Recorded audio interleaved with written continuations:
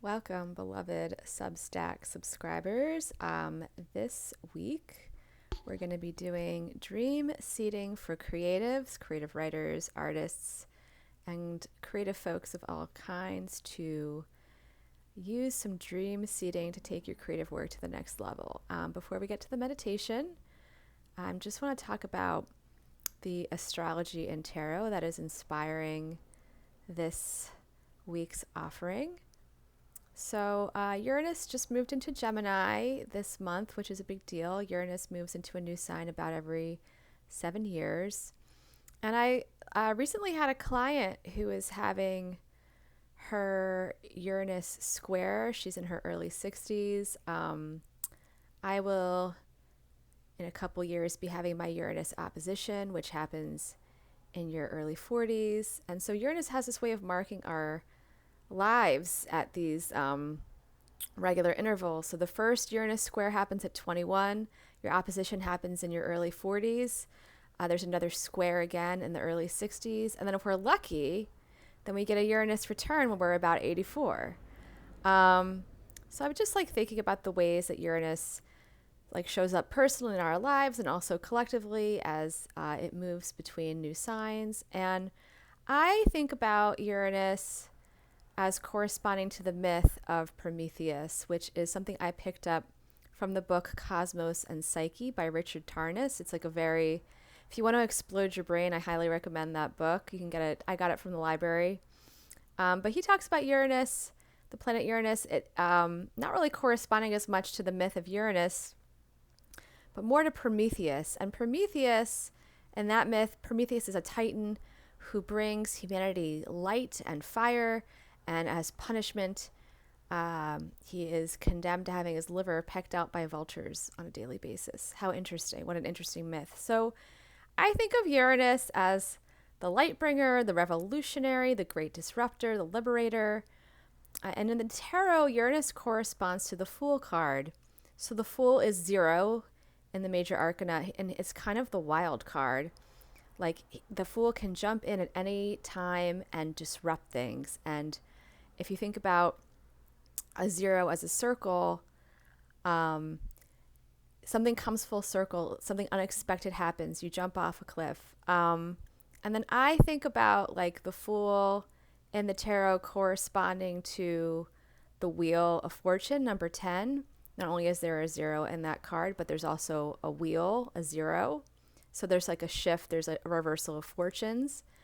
In a different way, and then also the World card, which is the final card in the majors, because the figure there, the character there, is dancing inside of a circle, and so there's this spine, this through line that goes through the tarot story arc of reversals in fortune and reversals in the storyline.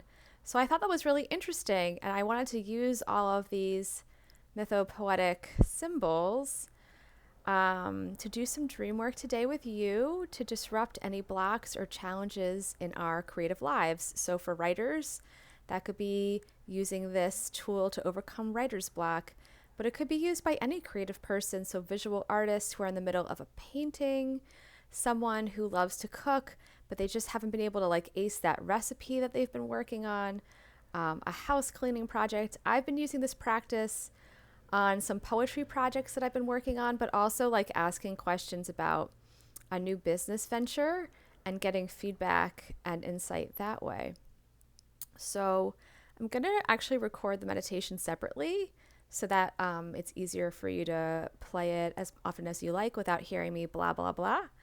But just a couple of things before we begin. So first, to set up, you want to have a dream journal and pen by your bed, or whatever you'd like to use, a Post-it, a tape recorder. Be creative, whatever works for you to set up and record your dreams. And then also to set up a little altar to the Fool card on your bedside table.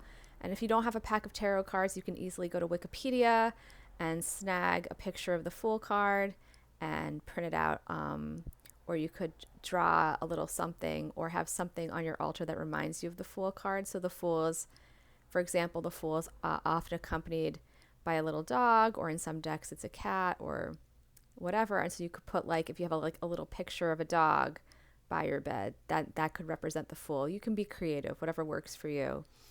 And at first, when I was doing this meditation, I had my altar, I had the Fool, the Fortune card, and the World, because as I explained, it's kind of like this, one of the spines that goes through the tarot. But then after my first night of dreaming, I got prompted to put the Hanged One over the Wheel of Fortune. So like both cards are still there. We have the Fool, and then like Fortune is behind the Hanged One, and then the World card.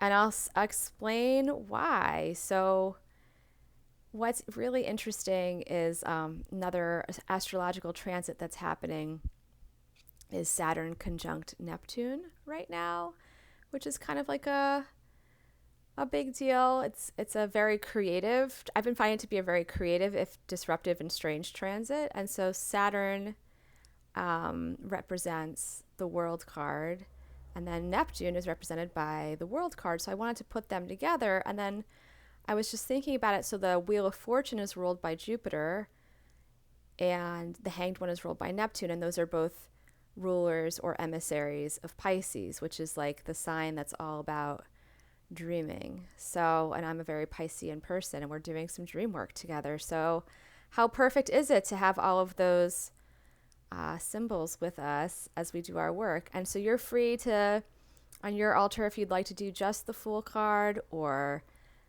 any combination of the cards that I just talked about, or pick your own cards and use what resonates for you. But do have the Fool on there, because the whole process is going to be based around the Fool card. So get set up, get cozy in bed, and we'll start our dream seeding meditation video in the next segment.